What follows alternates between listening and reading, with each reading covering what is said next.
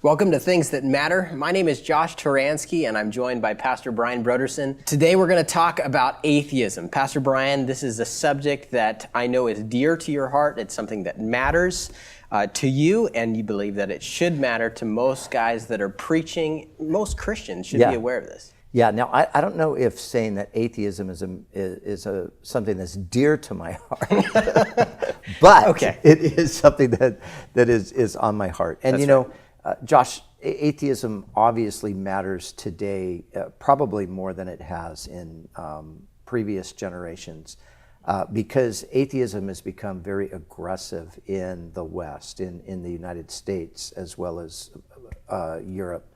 And of course, in Europe, it's been the situation has been there for a while. But now here, in just the past few years, the U.S. has suddenly been infiltrated almost with these very aggressive atheists who are coming, and much like an evangelist would go from city to city and hold crusades. I mean, these guys are actually doing that exact kind of thing. They're just preaching an anti-gospel, if you will, and even driving around in our community these days, you'll see billboards that are atheistic propaganda.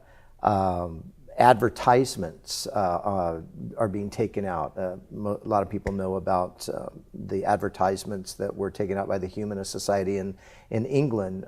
I think it was last year. Many of the buses had atheistic slogans and so forth on the side. So, a lot of aggression, a lot of effort to really get the atheistic message out into the culture. So we, of course, as believers, we as Christians, whether we're just, individual Christians or we're in a position of Christian leadership, maybe you're pastoring, maybe you're preaching, these are things that we need to be aware of. We need to understand the arguments, and we need to, put forth a good apologetic. And of course, we've got the upper hand, absolutely, because in the end, there's a lot of rhetoric coming from the atheists, but the arguments themselves don't really hold water. So.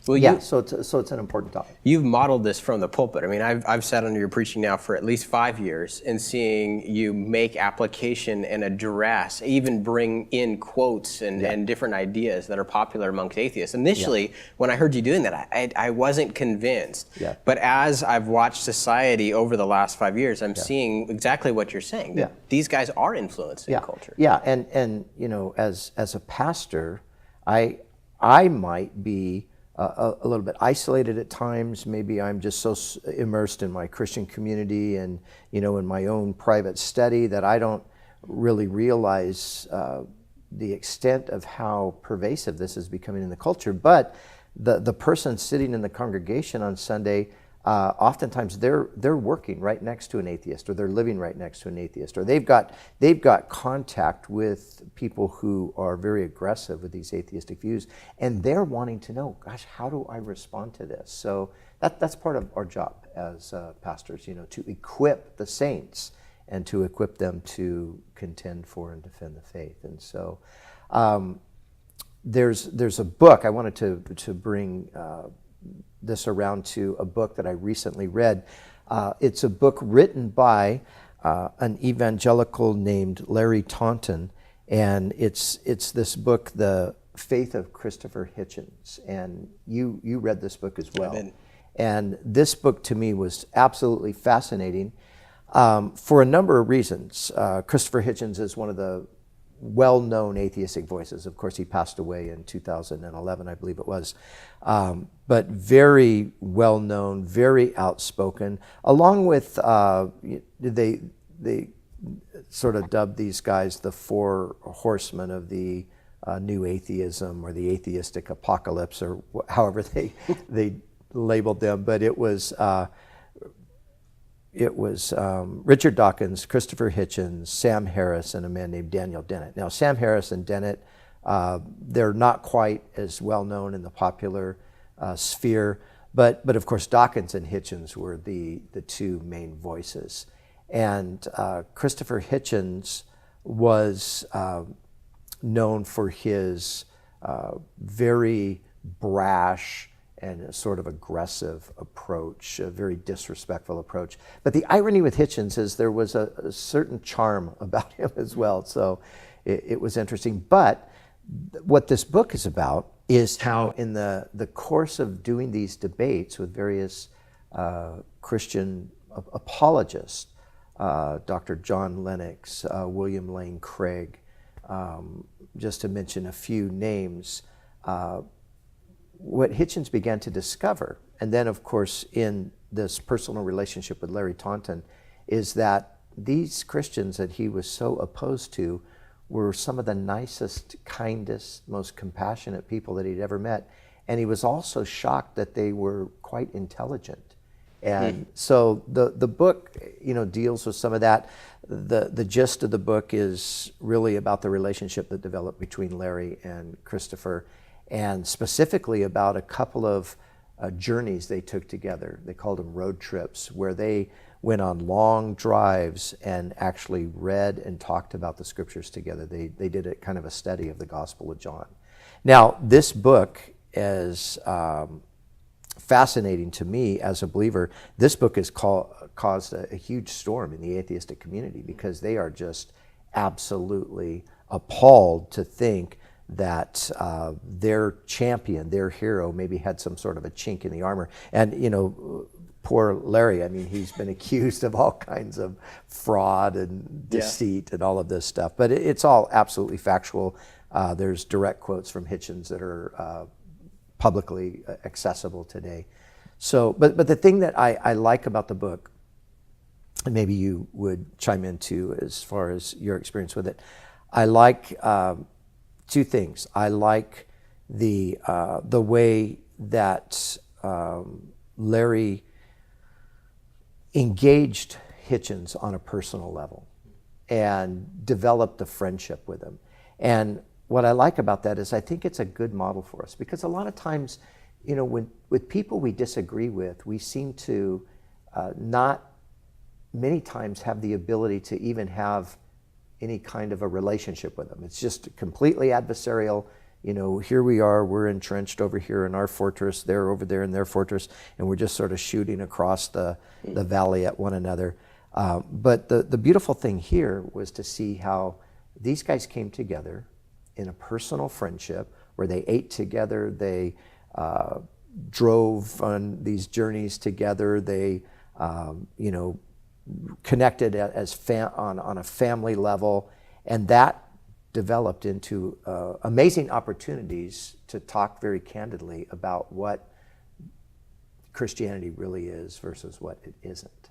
And so I really appreciate that aspect of it. And secondly, I appreciate that Larry Taunton, in a very respectful but in a very bold way, didn't back down when it came to sharing the truth of what the Bible says with Hitchens. So I think it's a great read. It's very entertaining. It's very educational, and I think it sets a good model for us as well. I really appreciated how Larry did treat Christopher as an individual. Yeah. And I could relate to these car conversations. I had a personal incident in my own life, a season where I was connected with somebody who was very hostile publicly to the gospel, but in private was very curious and appreciated that I was a safe person to ask questions of. And so it was not hard for me to believe that this was a true story and that these were interactions that took place. And so, Yeah, and somebody asked me just recently, how is it that you yourself personally engage with the atheist? And I've done that obviously in face-to-face kinds of situations. I've also done it. I've had a number of Twitter debates with some atheists. But what I always try to do is I try to keep it on the lighter and the friendly side. Not to say that we don't get passionate. Not to say that we're not really contending hard for the truth, but at a certain point, you have to have enough wisdom to sort of pull back and not let it go to that place where there's just this hostility and this animosity.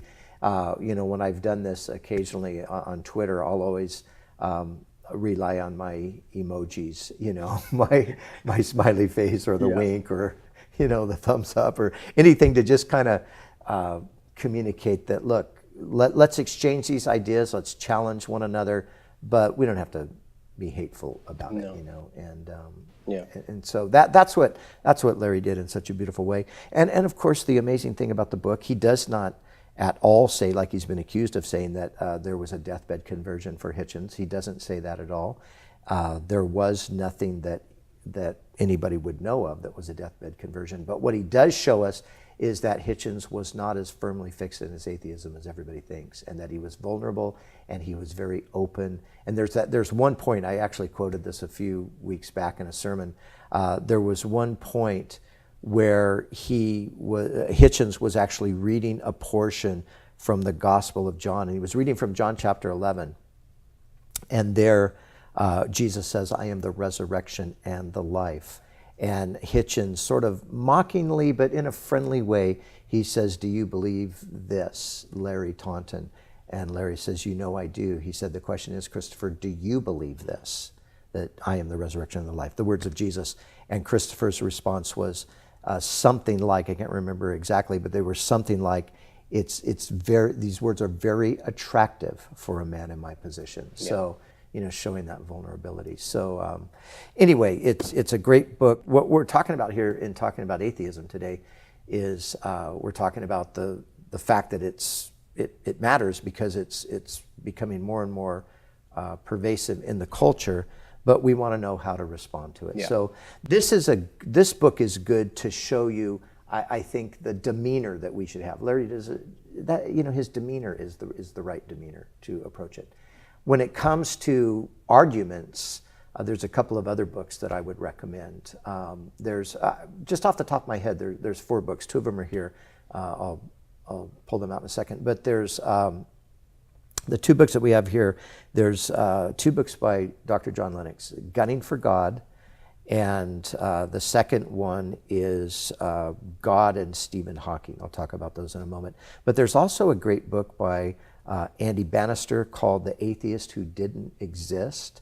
And there's a great book by Frank Turek called Stealing from God. And in that book, Frank Turek shows how all of atheism's, their arguments for equality and altruism and all of the justice and all of that, how atheism itself doesn't allow for any of those kinds of ideas. So they had to steal all of this stuff from God in order to even have, a moral perspective or a moral position. So those 2 books are great. But the books here, Gunning for God, Dr. John Lennox here, this book is fantastic because Lennox has debated, he debated Hitchens at least twice. He's debated a number of atheists.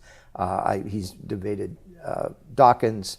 And so he's just going right at the things that have been brought up to him in the debates and the things that are written in the books by these guys. So he just takes these things on, and he does a superb job here in this book, Gunning for God. This other book, also by Lennox, is a smaller book, as you can see, and it is God and Stephen Hawking.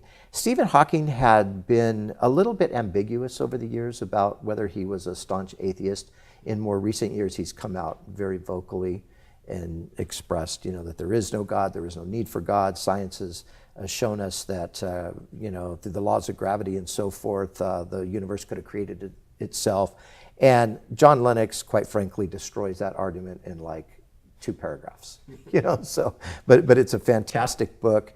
And I would highly recommend those for anybody who is in any way engaging with atheists. Somebody you work with, a family member, a friend, somebody you've come across on the internet or social media. This stuff here is going to be tremendously helpful.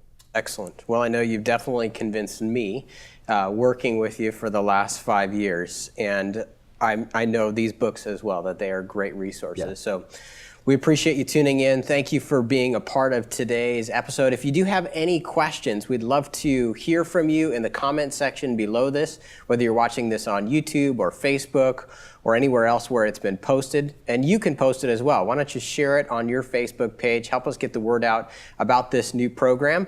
And we'd love to hear from you on Twitter. You can debate us on Twitter, or Brian at least on Twitter. Pastor Brian is Brian Brodersen, and I am Josh Turansky on Twitter. Thank you for tuning in. We will be back next time with another episode of Things That Matter.